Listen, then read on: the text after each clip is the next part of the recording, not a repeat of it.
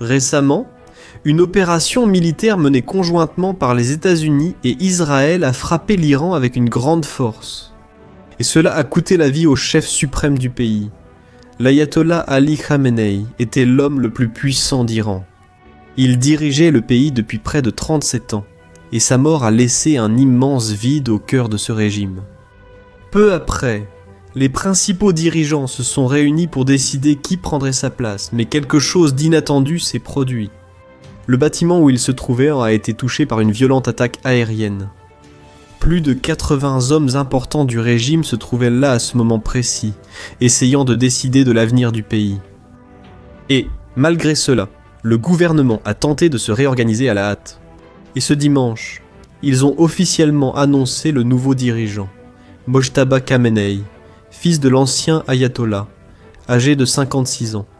Mais l'ambiance dans le pays est totalement incertaine, et de nombreux analystes pensent qu'il ne pourra pas rester longtemps au pouvoir. Et c'est ici qu'intervient quelque chose que peu de gens savent.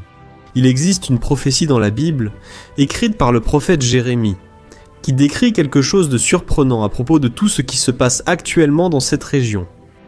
Et la question reste, que peut-il arriver ?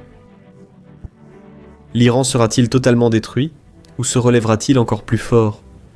Restez avec moi jusqu'à la fin pour bien comprendre tout ce qui est en jeu. Et si vous n'êtes pas encore abonné à ma chaîne, faites-le maintenant. Je veux vous aider à comprendre la Bible chaque jour, de manière simple et facile. D'accord. Alors allons-y pour vraiment comprendre ce que la Bible dit sur l'Iran.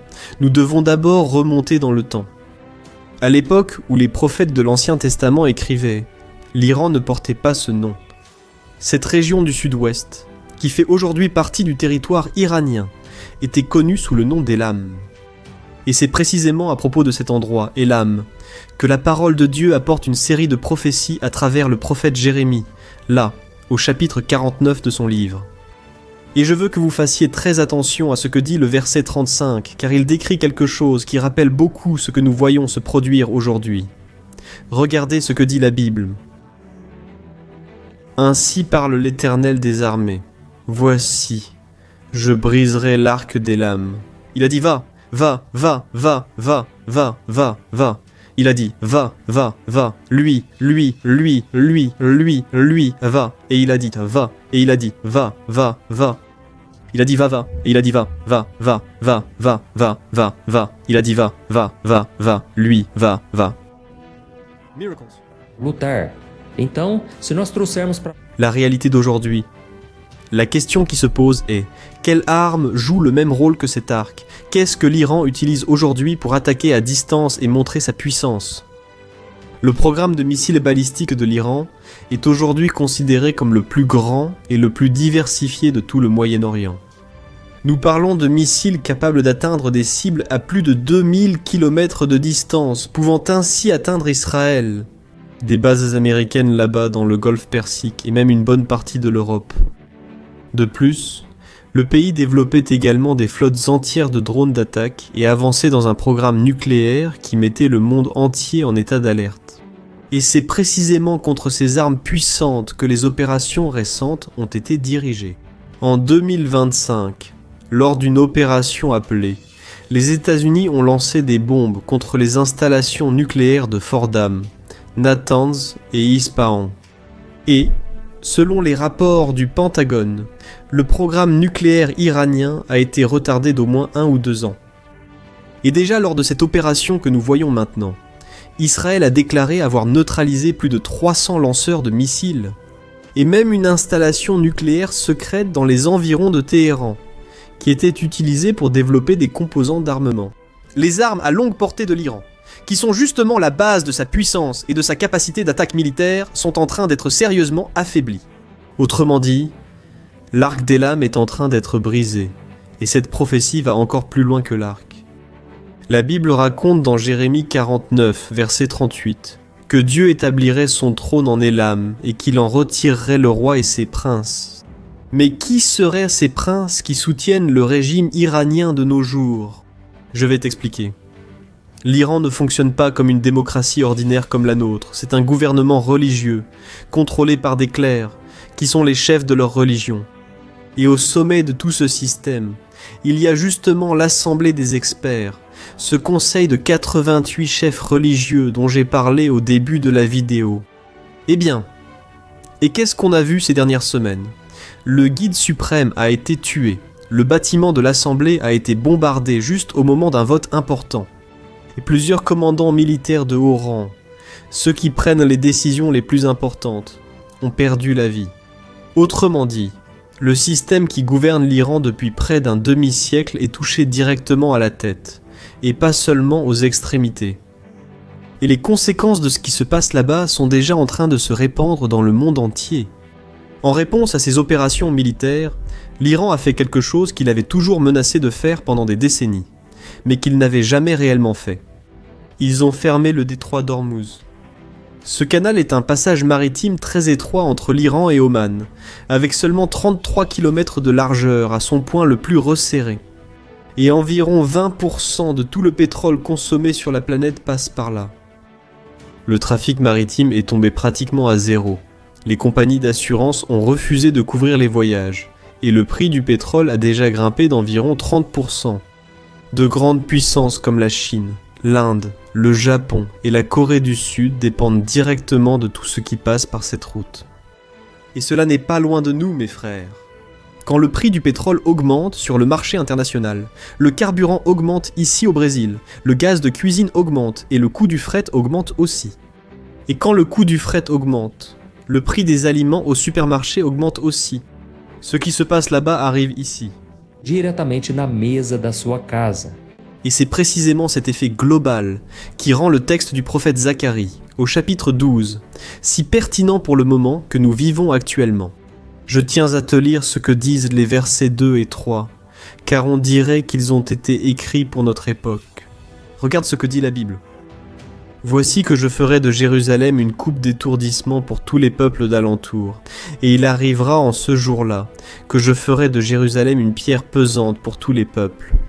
Tous ceux qui la soulèveront seront certainement brisés, même si toutes les nations de la terre se rassemblent contre elle.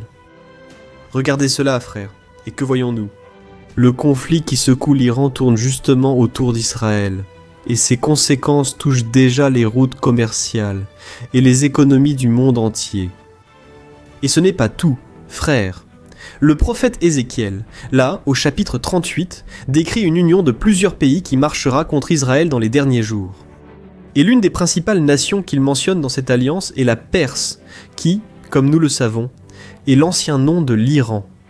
Et qui dirige cette coalition? Dans la prophétie, c'est une nation qu'Ézéchiel identifie comme Magog. Beaucoup d'érudits de la Bible associent cette région à la Russie actuelle. Il se trouve que, récemment, la Russie et l'Iran ont signé un traité de partenariat stratégique, où Moscou a fourni à l'Iran des systèmes de défense anti-aérienne, des hélicoptères d'attaque, et même un satellite d'espionnage militaire. Les deux nations ont mené des exercices navals ensemble, dans le golfe Persique et dans l'océan Indien, littéralement la semaine précédant les bombardements actuels. Et le scénario qui se dessine à partir de maintenant est le suivant. Avec le régime affaibli et acculé, la tendance est que Téhéran s'accroche encore plus au gouvernement de Moscou. Donc, ce que nous avons, c'est la Perse et la nation du Nord, de plus en plus proches, unis par des besoins militaires et économiques, encerclant les intérêts d'Israël. Frères, maintenant je dois vous montrer comment cette histoire se termine, car la Bible ne conclut pas cette prophétie en parlant seulement de destruction. Après tout ce que le prophète Jérémie a écrit sur le jugement d'Élam et sur la chute de sa puissance, une déclaration qui change complètement le sens de tout. Je veux te lire la conclusion de cette prophétie, qui se trouve dans Jérémie 49, versets 38 et 39. La parole de Dieu dit ceci. « Et j'établirai mon trône en Élam, et j'en détruirai le roi et les princes, dit le Seigneur. Cependant, dans les derniers jours, je rétablirai la destinée d'Élam, dit le Seigneur. » Amen. Regarde comme c'est puissant. Remarque la différence ici. Le but du Seigneur est de juger et de supprimer le système qui opprime ce peuple. C'est pourquoi il dit qu'il détruira le roi et les princes. Mais le but final pour la nation est la restauration. Dieu veut ouvrir la voie pour que sa gloire atteigne ce lieu. et quand on découvre ce qui se passe sous la surface de ce pays. Aujourd'hui, cette promesse prend une force énorme. Parce que, malgré toute la persécution religieuse qui existe là-bas, l'Iran abrite aujourd'hui l'église chrétienne qui connaît la plus forte croissance au monde.